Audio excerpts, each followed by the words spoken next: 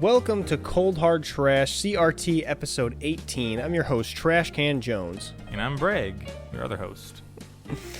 And I have done some research on embalming. It is mandatory in some states, but most states don't require it. There is, however, a lot of predatory practices with funeral homes in where they very much encourage you to at least do viewings, because there is state mandates for embalming for viewing purposes. But if you just want to go straight to burial, there's some funeral homes that I suppose, won't even, offer to do that. Like, they'll basically have their only service available be embalming. I suppose some more unscrupulous ones. But it's predatory practices within the funeral home industry as opposed to at the governmental level. Yeah, just to clear that up. And if it does end up in the government level for a lot of these things, it's like from the industry. Probably. It's probably pushed from the industry, yeah. Like they push to have a law like that for profit. Right.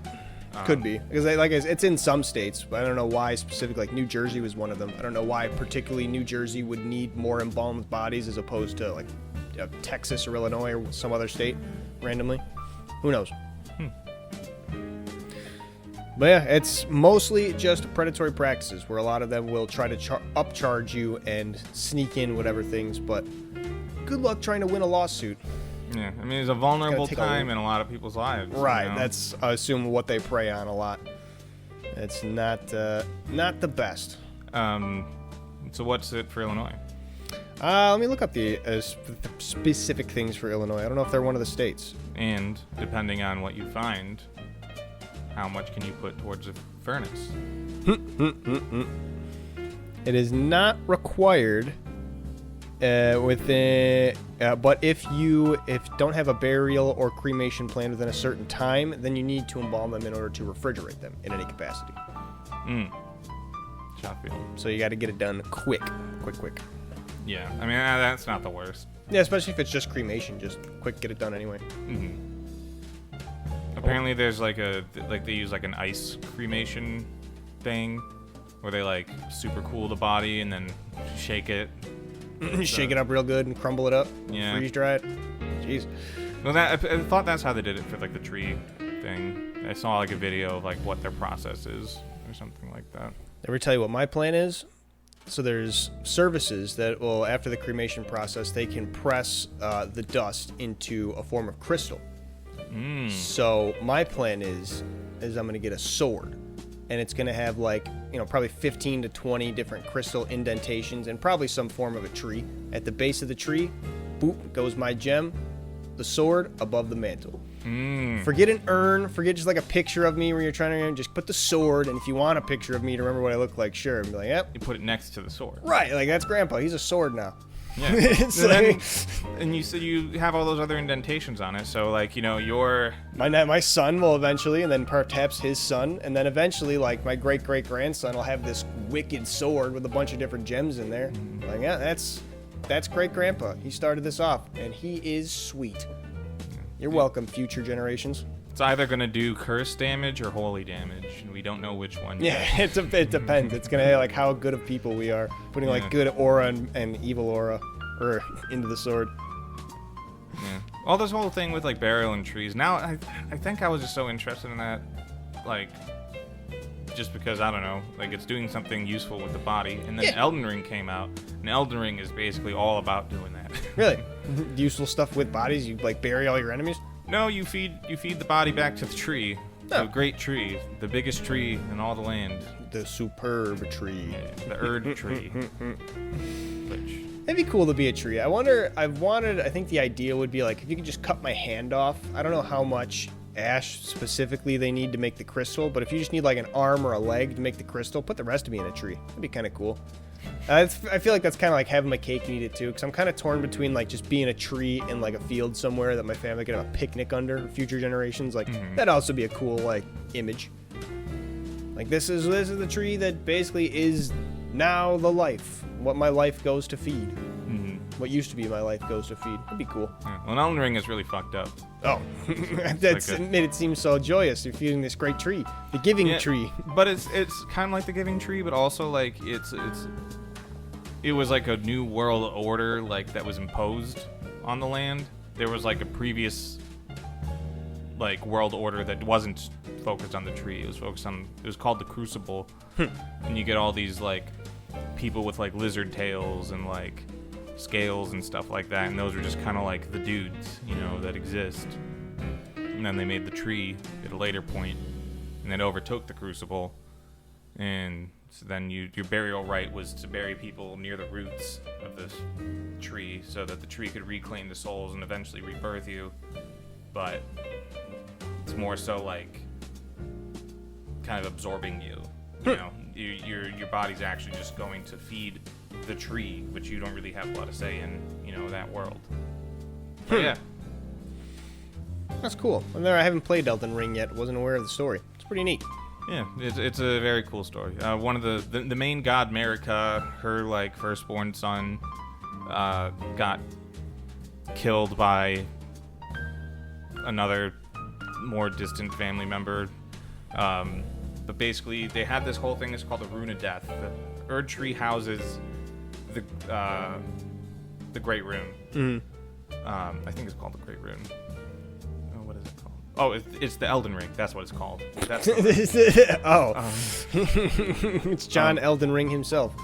The Elden Ring is like a couple of like circles like drawn out of gold, and like if you look into it, there's like a lot of detail that in like describing it, like representations of the story just in like inscribed circles. It's really cool. Sure. Sounds neat. And there's the Rune of Death, which got taken out of it because Marika didn't want people to die no more. And that removing the Rune of Death, you know, creating this whole like cycle of like rebirth and shit with the Erd Tree. The Erd Tree cannot die because the Rune of Death is removed. And then someone split it and used half of the Rune of Death to kill Godwyn, the firstborn's soul, and to kill like the person who's doing this to kill her own body, but not her soul. How do you kill a soul separate from a body and vice versa? Well, you split the Rune of Death in half, and half of it kills a soul and half of it kills a body. Of course, yes. So she used that, and then she put herself into a doll so she could get out of the whole cycle of Erd Tree bullshit because she didn't want to be a part of it. And Godwyn, you needed to like kill a whole god in this process, I guess, which is why they killed Godwyn's soul. So she did like both parts of it, but she got to keep her soul, and then Godwyn's body is just kind of dumped in the bottom of the Erd Tree. And since the body is still technically alive, I guess just soulless, like Dark Souls style. You're just a heartless now, or whatever that they're called. Well, if we're gonna get into that, heartless actually are the disembodied hearts of people, and no bodies are actually the disheartened bodies of people. Okay, so it'd be like a nobody from Kingdom Hearts, more akin to. Yes. Okay. But it's no soul, so he doesn't do anything. He just like sits there at the bottom of the tree, dead, in a constantly growing body that looks more and more fish-like over time. And he's the dead god of those who live in death, which is skeletons, animated skeletons. He's the god of them. Pretty sweet. Yeah. Skeleton god, be a cool role in retirement. Yeah. Sitting in the base of the Erd Tree. Ruling over rotten thing. Ruling over all your skeleton men. Mm-hmm. The weird ghost things. But yeah, Elden Ring's so cool. I love the world and the lore. There's a guy I think you would like. His name is Radahn. He is a boss in the base game and in the DLC. Spoiler alert. But basically, he got his like mind destroyed by this thing called Scarlet Rot in like a different fight that he had in the past. And he was like the most powerful demigod of like all. So every single year they host a festival where they all try to kill him. And he's like just sort of roaming around this like desert badland area, not dying because he's too badass. But his mind's completely gone, and he just sort of walks around feeding on bodies and stuff. And every single year, they do the festival, and they get everyone together to try and kill him, to try and end this for him. This is a pretty cool boss. By the time I fought him, they already nerfed him because he was incredibly hard, and you get like to do like 15 summons during that fight. Jeez. One of the guys you summon, Patches, who's a recurring character throughout the games, you see these messages at the bottom, like, Alexander Warrior Jar was summoned to your world, Patches was summoned to your world, Blide was summoned to your world. Right. And then when people die, it's like, Alexander Warrior Jar has died. But all these messages are going one after the other at the bottom, like a news ticker almost. Yeah. And then you see Patches has left has returned to his world, which is different from dying. It means he saw this fight going on, and he's like, I'm out. I'm done. Got hit once and was like, well, never mind. Yep. I quit. It's so fucking funny. But Radahn, even with his like fucked up brain, one, he's like this crazy ass warrior, and two, he's like a master of gravity magic. Oh. So while he can barely even think or do anything, he is, one, holding the stars in place in space. Okay. Because stars determine fate and shit like that. Sure. This So is a if you kill magical him, world. do the stars fall? Some of them. Oh my god. He's halting them from moving at all, including one that is supposed to fall. Okay. And then when you kill him, that does fall. And then opens up a new area. Neat. And two, while you're fighting him, he's a giant of a man. He's like 15 feet tall. Mm. And he rides this really scrawny horse named Leonard. Leonard? Yes. That's such a normal name. Yes. Lenny. And he's also using his gravity magic to be able to ride his favorite scrawny little horse. Because he's probably way too big for him, like Yes. IRL. Yes, he is insanely big. Like, he could, if he still had feet at that point, he would have just been able to stand up, and like Leonard could stand up fully straight in between his legs. So he has to use gravity magic so he can ride his tiny little horse. It's so good. Such wonderful, wonderful lore. Like, such a amazing, complex, interesting character to have. Oh, that's ridiculous. I love it. There's Rykard, who he's another demigod who fed himself to a snake. It's an all-consuming snake. So he's like part of the snake, and he's like, okay, we're just gonna keep on eating people and getting all of their power, and eventually we'll like swallow the whole world as the most powerful snake man of all time. Full Metal Alchemist logic. Kind of something like that, yeah. Eventually you just merge with God because you're bigger than him. Yeah. I mean, that would be his mom, but he'd get to that eventually. It was a pretty big snake when you fight him. He also has a manor in a volcano, and Snake just lives in the manor? like underneath the manor. And in the manor, it's like a Dark Brotherhood type shit. Oh, okay. That is under him. That's how you get to fight him, is that you do so well in their like Dark Brotherhood type thing that they're like, okay, you're gonna get to meet the big guy, The big boss, the big old cheese. and he's gonna eat you because you're just so badass. You need to be a part of his right. giant snake body, and absorb your power. And you kill him, and the Dark Brotherhood like, hey. Kinda. I mean, they just like most of them just kind of like are like, well, damn. We're- I guess he's dead now. I guess we'll all just kind of go off and do our own things. If the snake couldn't kill you, I sure can't, bud. So, yeah, here's the door. Yeah, they just sort of they walk away. They're like, all right, fun's over. Fun's over. The snake's dead. Snake Club's gone. That's funny. It reminds me of the Grim Adventures of Billy and Mandy episode where they have the Schnishigaw Club. It's like a club of nerds that are like really into this ancient snake and like, oh, eventually we can resurrect him. And it turns out to be like a really tiny, crappy snake. They're like, well, I thought you were supposed to be 100 feet long. He's like, nah, it was actually a mistranslation. I'm more 100 centimeters. And he's got like this wimpy little like nasally voice too. I mean, they succeeded in a resurrection, which is still like, I mean, congratulations, but Yeah. dinky little snake god. Yeah, I think they only did it through like the Grim Reaper's magic, because that's like the 90% of the episodes, just like normal life, and they just like contact the dead with Grim Reaper's magic or whatever, go to the underworld. There's a bit in Grim Adventures of Billy and Mandy that really got me. Something about like using a phone and like jumping through it.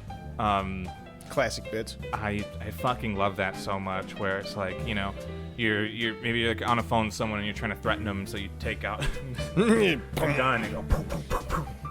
It goes through the line and they like move it out of the way. Were you there for the night we watched Deadball after The Crow? There's a fight scene in that movie where like they're in the middle of fighting and like she punches the guy and he goes across the room and is like, after he stabs her in the face with pens and pencils. So she's like leaning over her desk, like pulling out the pencils, and then the phone rings. She picks it up and then it pans across the room and he's like, "Hey, it's me!" And he just starts punching her in the face through the phone. It's so good. It's so good. It's such good like slapstick. It's just in the middle of the fight, just stops, rings the phone. "It's me!" Boom, he's like looking over at her while he's just punching through the phone. That movie's so ridiculous. It's the same type of joke as, opening up a letter, just putting a couple rounds into that, closing it up, sealing it, sending it. Have you ever seen the Marvin the Martian and Duck Dodgers bit with the yeah.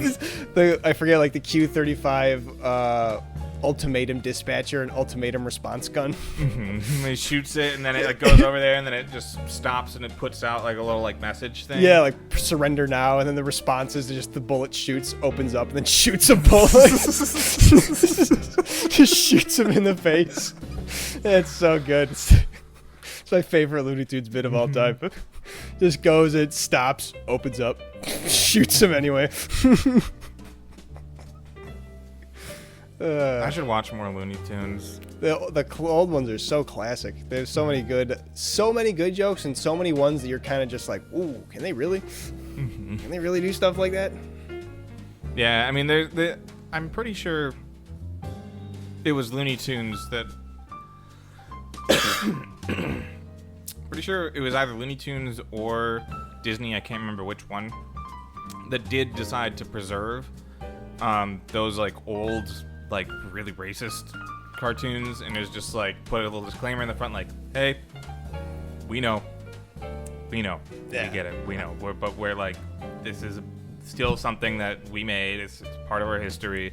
Just understand that like we aren't promoting this, right? Like we don't stand by these." I know Disney had the one that was kind of making fun of the Nazi Party, but I remember Looney Tunes had one that was specifically like kind of bad, like anti-Japanese, when we were in that part of World War II, where it was like Bugs Bunny getting one over and doing Bugs Bunny tricks on like Japanese troops while calling them probably not okay things. Been probably the most racist drawings you've ever seen. Oh yeah. People. Oh yeah. But Donald Duck was a Nazi, but like that was like a whole like making fun of Nazis. Right. thing. He wakes up at the end like, thank God that's over. Like, hey, that's all supposed to be like poking fun at him. Yeah. Mm-hmm. They're drawn ridiculous. They're doing ridiculous things. They're marching and playing the tuba. Yeah. Or the sousaphone, whatever that other thing that's called. I remember seeing that at least one of them preserved those and like still continued to publish those, just like put the disclaimer in front of it, which I think is better than destroying them. Yeah, I mean, it's something, especially to like look back at history. It's one of the things you can at least like take note of and learn from. Like, oh, this was the thing that was like normal to be accepted. We should kind of understand that that's what normal was, so that we can know not to return to that sort of deal, as opposed to just forgetting about what that was. Like, oh yeah, it was bad, but how bad really was it? And then eventually we draw close to it again, and then it's like, wow, shit, you know? It's good to keep that stuff in the back burner.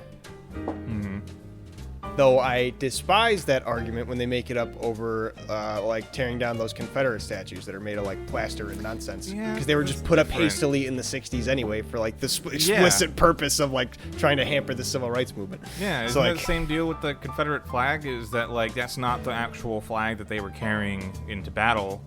Yeah, well, I think it's specifically what you call it, the battle flag, and it's not the one that represents the actual Confederate states. I'm not well versed in that entirely, but I know what you're talking about. How that's specifically like the rebel flag and not exactly the Confederate state flag.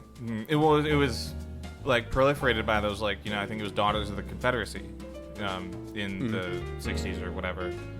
Right. It was actually as made as a hate symbol, basically. Yeah, which is different. So yeah, I think I agree in taking down those statues. I think it makes sense because it's different. It's not like a piece of media that you get from a library, or a website and there's something and you like review it. These statues don't have disclaimers. Right. It's You know, literally made they to don't- try and be like, hey, wasn't this guy a cool guy? Like, no. No, he wasn't. And it wasn't made to be like, hey, this guy was a bad guy. Now let's look at him and make sure he's bad. Like, they were trying to be like, wasn't this guy who did some cool stuff? Like, I don't care what cool stuff he did. I don't care Yeah. if he built a school. He was still a douche. Yeah.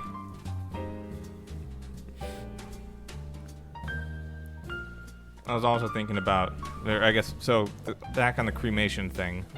At the end of Shameless, spoiler alert, Frank dies, And that's to be expected. and then they put him into the furnace, and then the furnace explodes from all the alcohol in his body, igniting. That's pretty good. It's such a bittersweet send-off for the character. It's pretty awesome, yeah. I love Shameless, like the way they do, like it's a very grounded and like realistic show, and like a lot of the plot points like very real and feel real, and then they'll just all of a sudden throw out some wacky shit. Like the end of season 1, like a plane engine falls right in front of Sheila. Yeah, right when It's she just like, gets the confidence to leave the house. it's like, what the fuck was that? Didn't no explanation or anything. Just a plane engine falls, lands 3 inches from her, and then immediately like resides her back into the house for the rest of her life. Oh, it's so good. It's the right amount of just left turn comedy. Because, like, it's something like The Naked Gun where it's just constantly left turns to where you don't even know which way you're facing anymore. That can be good too, but also just waiting for the right moment to make that hits in a different way. It's a good payoff. The guy accidentally cutting the wrong line on the motorcycle. He meant to cut the acceleration, but he cut the brakes and ended up crippling that guy. Yeah. Blamed it on someone else originally. Went to go firebomb his house. He came clean about it, and then ended up dropping the firebombs into his lap on accident. Fucked that up. Yeah, well. Sometimes that's life, you know? Sometimes you try to firebomb, sometimes you get firebombed. Yeah.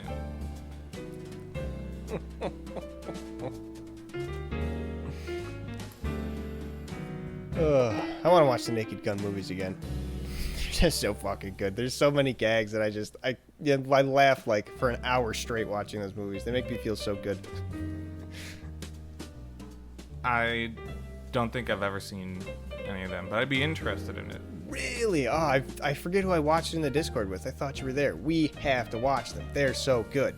There's 3 I of them. forget. I was definitely busy on that one movie night that you did. That's the only one that I can remember in post-COVID times, because the Discord movie nights made a lot more sense during COVID times. Right.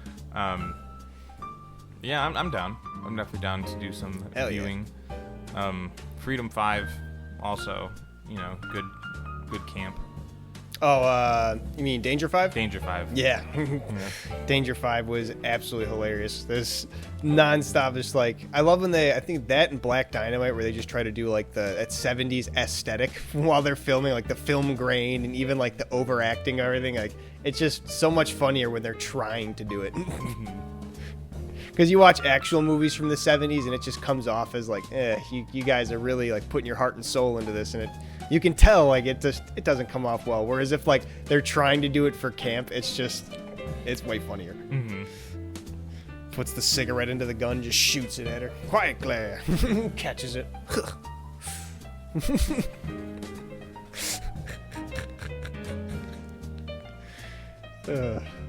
Making those, like, you ever think about how, I don't know, this comes back to like the whole limitation breeds creativity idea, in like the methods of how you put things together being really interesting. Like that joke, it came together in the fact that it's an over-the-shoulder shot, and you just have the cigarette in your mouth already. Yeah, and then when he fires a shot, you go like, and you show it. It's a fun camera work. And the camera work is like integral to making that joke work without having like a shit ton of CGI or some type of like post-production thing. Like you get it done right there, boom, and you're kind of thinking about the camera before you even come up with the joke. Like that makes the joke work in the first place. Right. It's like you have like the joke in mind, and you're already like, all right, how do we make this come to life? Like you're trying to make that from your brain to it, and you can do that with a computer effect, sure, to shoot the cigarette like, from the gun, but pre having computers and stuff like that, right? Which I think Danger 5 like couldn't have. When did that come out? It was like early to mid 2000s, I think. So it probably could have some rudimentary, like, but if you low can't budget, afford something like that. No like, way. You need to. You could only make that joke if you did the camera thing. And so I'm saying that you think about it from the camera almost first. Oh, I see. So you're saying like you maybe have that like dramatic shot, because they do that in the 70s where they have like the behind the shot that they then turn and then they become the focus of the shot while they're talking for a monologue or whatnot. Mm-hmm. So it's kind of like just taking that same old 70s cinematography and like taking a spin on it for that. Yeah, kind of cool. Exactly. Yeah. It's a camera joke, more than a cigarette joke. I like that. Yeah, it's just so... Yeah, I love how things come together like that. It's so good. Speaking of like camera jokes, it's not really a joke, but I've been watching a lot more of old Jackie Chan movies and how all the different stunts that he would not only do himself, but also coordinate on how to do. Mm-hmm. So things of like, I remember there was the one where he had like, it was like a steel cable that he wrapped around like a bucket of cement, I think it was. And he wrapped it around himself. So he wrapped it around a bucket of cement like 5 different times. And then he'd jump off a 2-story building. So he would like unravel the one time around himself, but then all the force would transfer to the bucket of cement that would just and unravel. So he would basically like fall, stop real quick, fall, stop real quick, just a couple times all the way down the building. Just with it's a wild thing, like a concept of physics to be able to pull off. And he actually did it. Like it wasn't like, he probably had like a little bit of a harness, like just in case he fell like completely through, but he actually like, did that.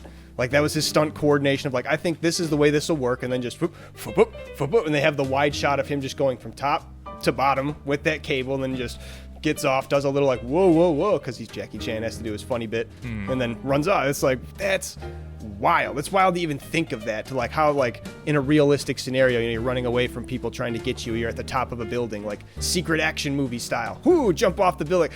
In a movie like Die Hard, that would be a crazy thing to pull off for a stunt. Here's Jackie Chan just doing this because he thinks he can. And then he does. It's wild. Makes me think of, you know, if you're ever in a elevator and it's like, you know, the cable got cut and it's just careening down. just jump. Just jump at the last second. Yeah. I think Mythbusters did a thing of that, and they said that you would basically have to jump with the force of it falling. Yes. But even then, it wouldn't. You just decompress your spine if you were theoretically able to jump hard. You would just there's no way you could jump with such enough force to pull that off. But maybe a hot air balloon, if it was falling at like 10 miles an hour, maybe you could like jump off the opposite direction. You're like a moving car, like you could jump in the opposite direction of that and then land perfectly at 0. But that's even still a gamble. Mm-hmm. I've jumped out of moving cars before, and it is tough not to roll. Even if you don't try to, it's tough not to. Why'd you jump out of a moving car? Jokes mostly. Yeah, that's fair. My friends would like drop me off, and they're like, all right, we're not stopping, sort of deal, because I would do it to them. Mm-hmm. So they'd get me back. I deserved it.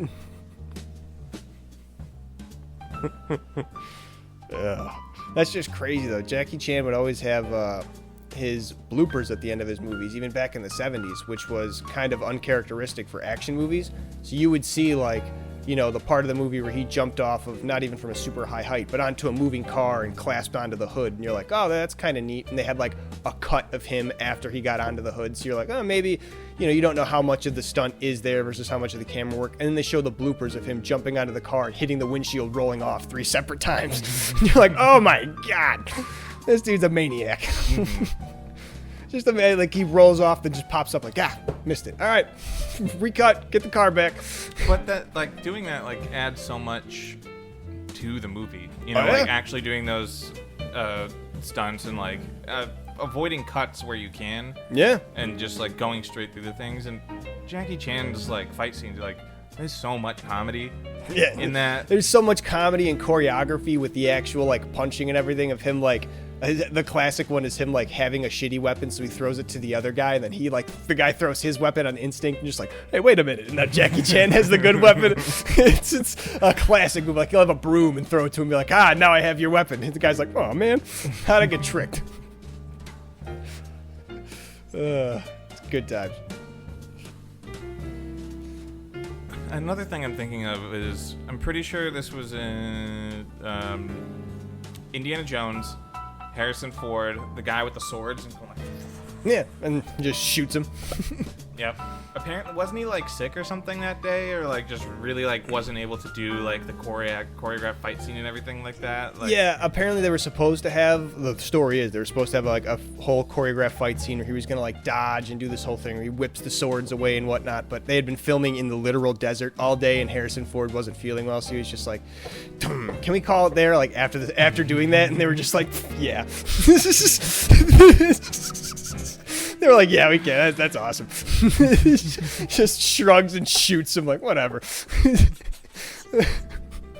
You got your sword. That's cool, bud. Dodge this. Parry this. Casual.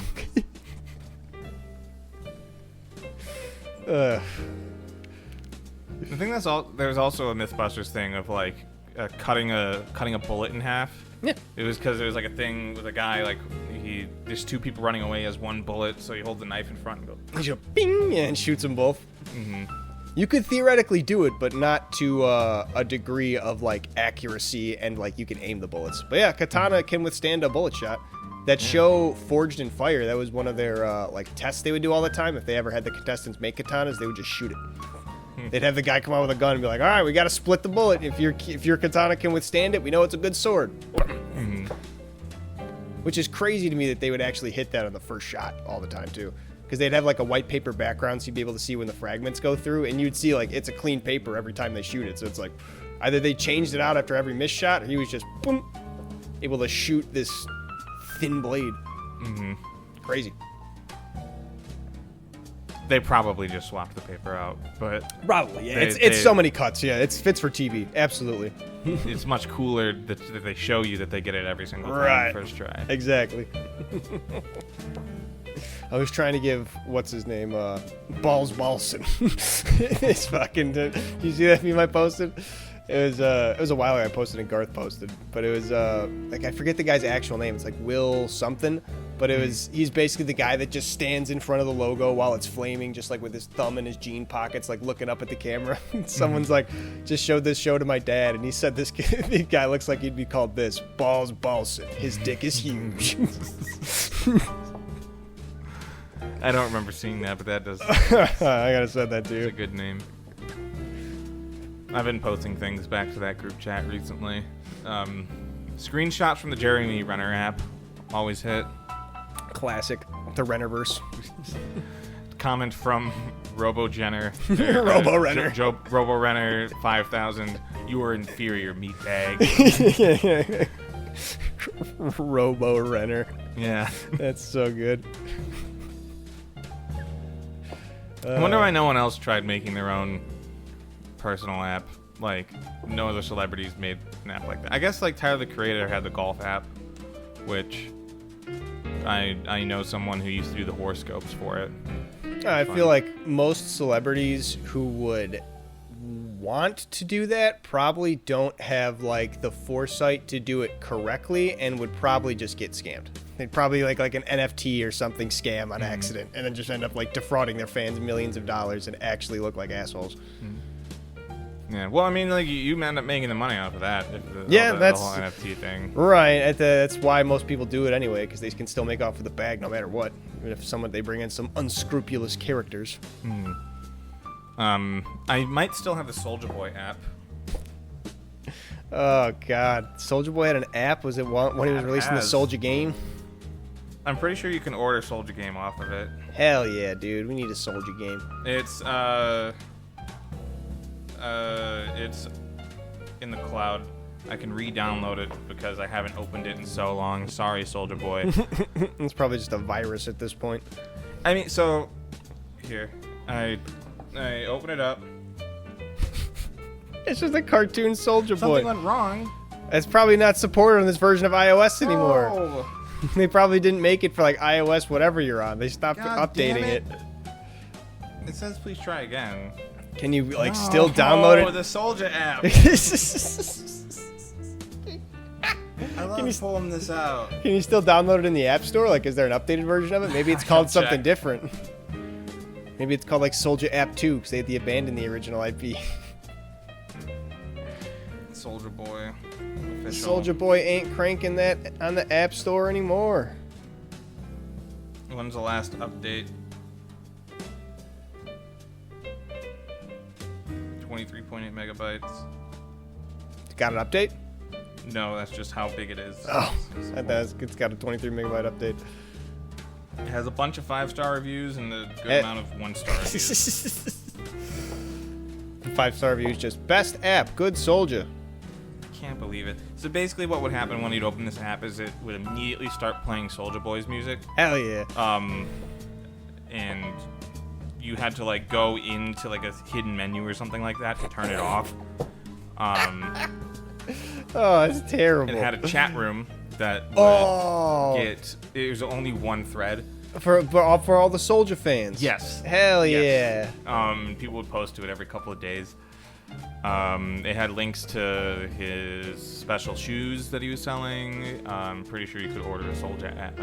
It would bring you to like a web page to purchase like a Soulja game. Damn, we should have bought some Soulja shoes. Yeah, right. Concert information, I think. I wonder what he's up to. What is it with spelling things like wrong in a particular way that makes them memorable? Because like Soulja Boy, like I'm always gonna remember that Soulja because it's spelled like Soul Soul and then JA, right? It's deliberately spelled like incredibly wrong. Yeah, with it has the word soul in it, right? And it's kind of just like how he pronounces it, you know? Right. Soulja. It's but then like why is that so catchy? Over something like DJ Quick, he's one other guy, but his name's not super catchy. He spells Quick wrong, just his own cool way. Drops the C, not really like and very unique, but well, that just kind of makes me think of Nesquik. A little bit, yeah. Which maybe it's just swing and a miss. What about Tony Yayo? Same deal. I don't know what Yayo is. Yeah, it's cocaine. It's just another way to say it. I guess I knew. I knew it was yay, not yayo. Get that yayo. But that makes sense. I believe it. I assume that's just what the noise you make after you get some of that good stuff. I'm not too familiar with it. Yeah, I guess Soulja Boy is the only one that I know of that. Like, I think everyone just likes to switch up like a letter or two at least, to make it so that if you read the thing, like you can tell that they're talking about like a specific person. Yeah, I'm trying to think of any other ones that are like super famous now that I think about that. Are there any like Limp Bizkit is a famous one. They got pretty popular. Mm-hmm. You got the Bizkit. What was another one that's really popular that does a purposeful misspelling? I mean, there's DJ Academics, who's like a big Drake defender throughout this entire thing. Oh, yeah. There is a picture of him he fell asleep while listening to the Drake album. How you gonna be a Drake defender and literally fall asleep on stream? Oh, man. Yep. That's an unintentional shot. Like, you just closed your eyes and fell on the trigger and shot Drake. Yeah. Like, what the hell? But he spells it with a K.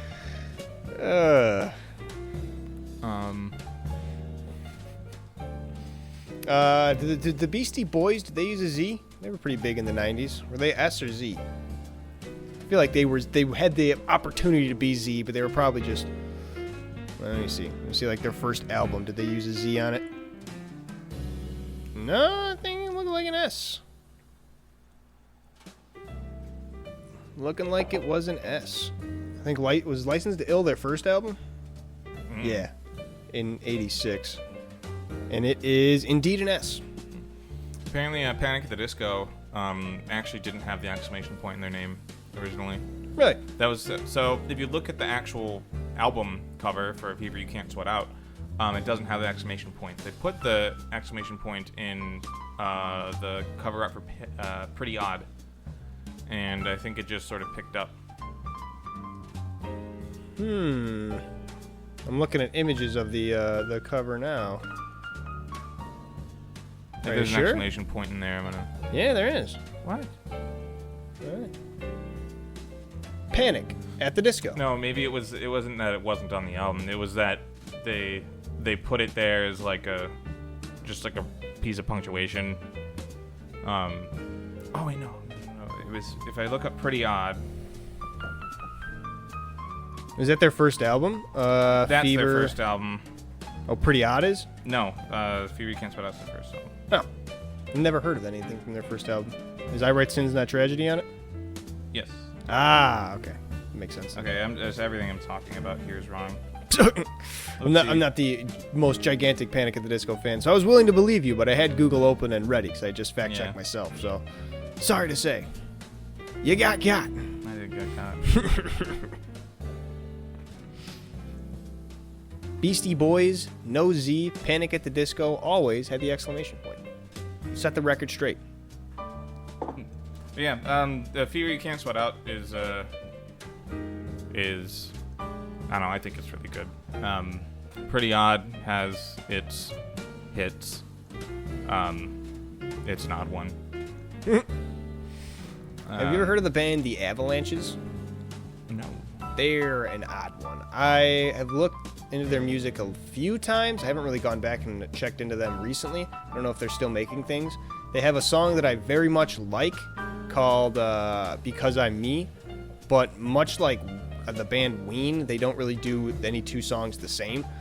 So like their other really popular song, I believe, was called like Frontier Psychologist, and it's just like this weird mix of like techno and audio that's meant to sound like old 1960s like psychology tapes and stuff. It's very off-putting and like weird to listen to. Definitely not like your head bop jam type music. So it's strange. Definitely a strange listening experience. I'd recommend it. Yeah, it probably doesn't get a lot of radio play, but not all music has to be on the radio. True that. Lots of different ways to present songs. I also want to show you the song Speaking in Tongues by Jade Cicada.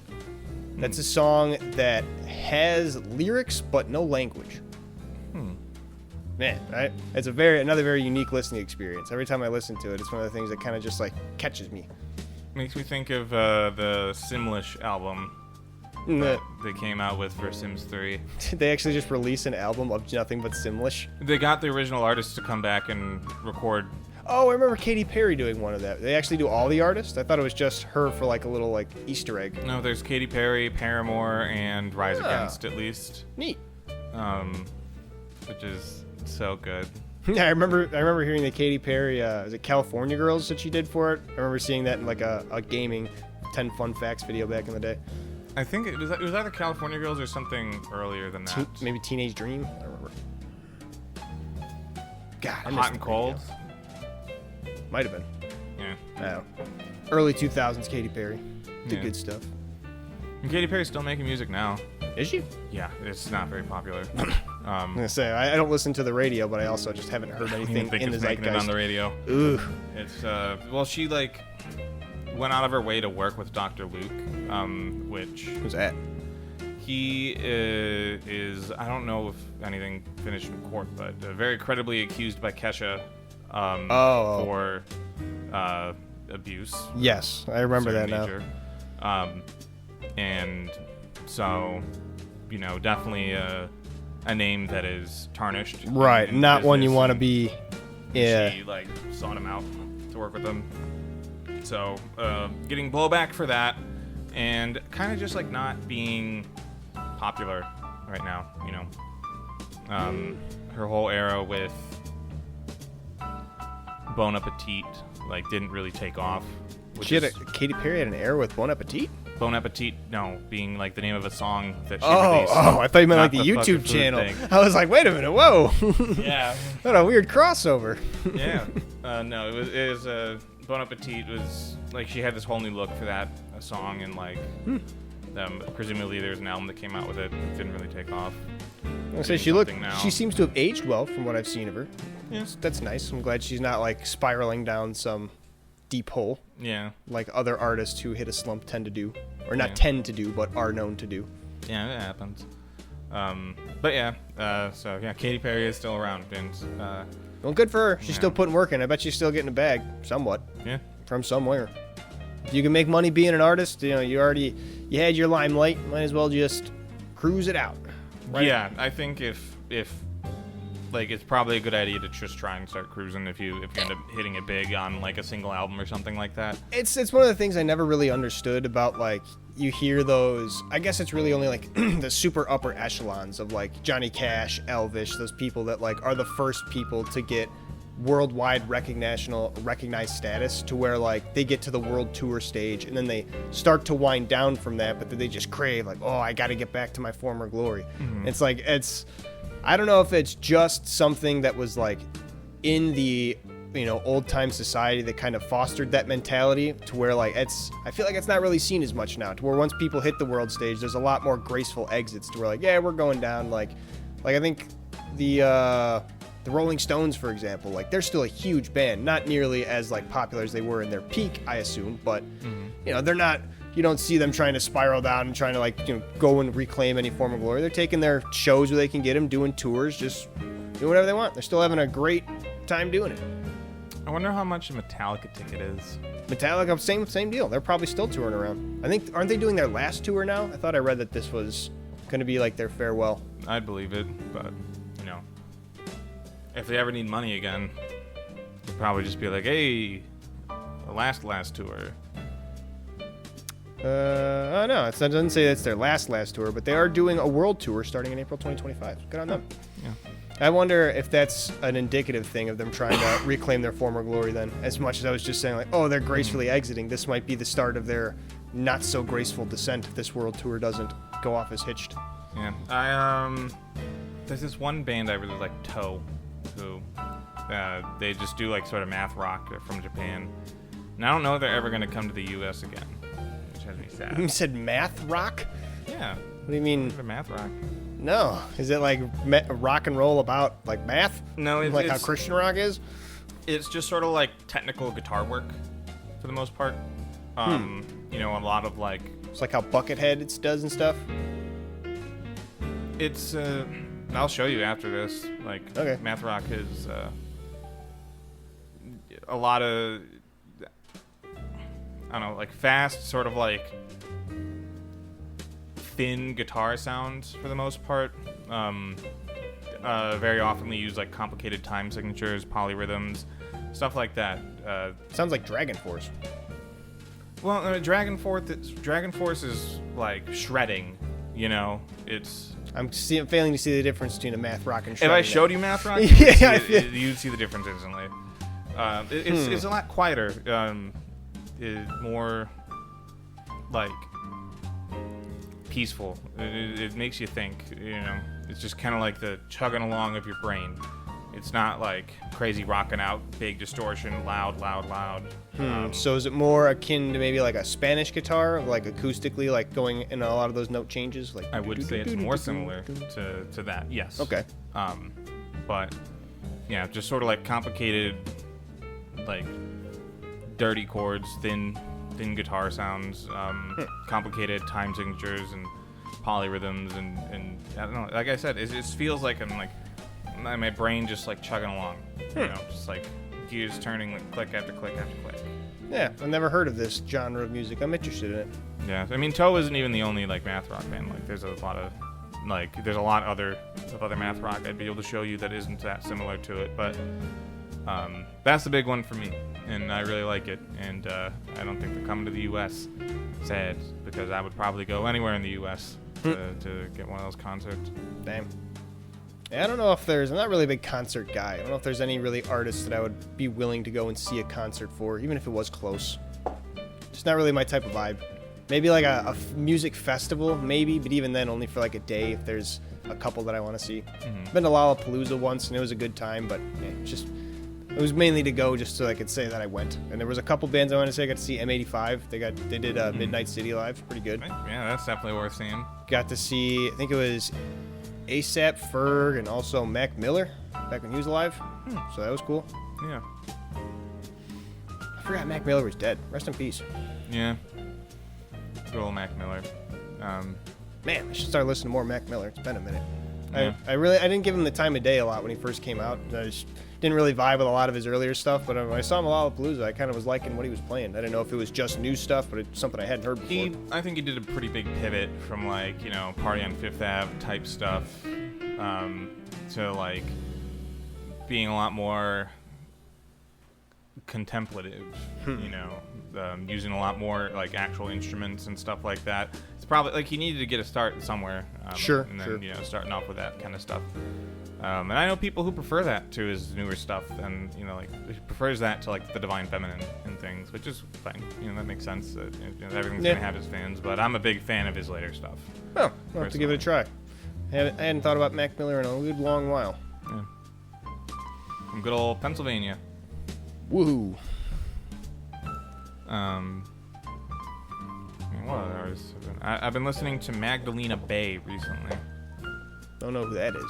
Never heard It's of a duo. I've really only listened to this one album because it came up on my Spotify. That's good. After Brockhampton broke up, you could find a bunch of artists from there, from them, like, doing different things. McGee is an artist that I've been listening to. McGee? It's an interesting name. MK.GEE. McGee. Very, like, I don't know, kind of an 80s vibe, but also a 2020s vibe. I wonder whatever happened to 88 Rising. Remember them? Joji and Rich Brian. They were, the Filthy Frank, that guy. Oh, that's Joji. It's the rapper. Oh, yeah, I guess I didn't hear you correctly. He was part of the 88 Rising crew. It was him, Rich Brian. I don't know 88 Rising at all, but I do recognize Joji. Yeah, there was them and a couple other Asian American hip hop artists. Who was the other one? Yeji. It's another one I liked a lot. I also recognize Rich Brian, who had a name change. Really? Yeah, I don't know if I could even say his official name. Oh, I mean, it's like it used to be like very complex. Okay. No. For you listeners at home, Google Rich Brian's original stage name and then don't say it out loud. I'm gonna Google it right now. Yeah.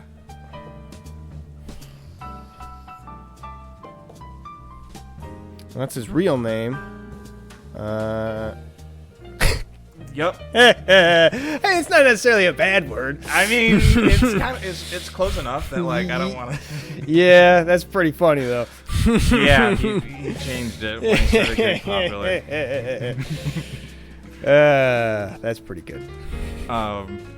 He's on a song with I think it's him on the song with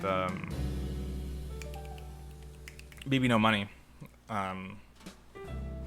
Which it's a pretty good one. Edamame. Listened to that a while ago. But in that song, so they refer to a butt as a dumper. I don't like that. I love that. I don't like that at all. Back that dumper one of the least up, baby. Unsexiest way to refer to a butt, you know.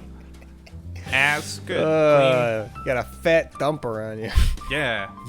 It's a big fat dumper. Drop it low. I'm like, I don't fucking hate that. Like a dumper. It's such a good like cut through. Like you don't hear it often word though. I love it. It just reminds. The only other time I've heard it was in an Always Sunny joke, where Frank tries to like make the line clear at the snack bar at a laser tag place. He's like, I went up to one of the dads and told him that the other dad said his kid had a real tight dumper. It started a big fight.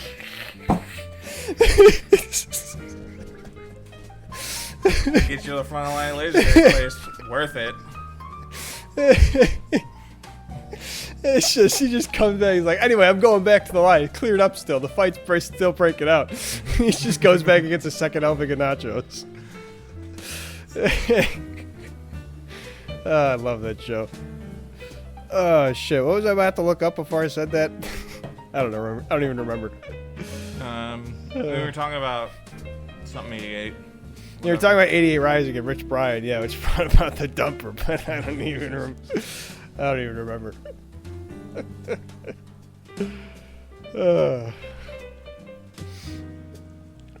Well, it could be about that time. About that time to call it to the end. The dumper's a good note to end it on.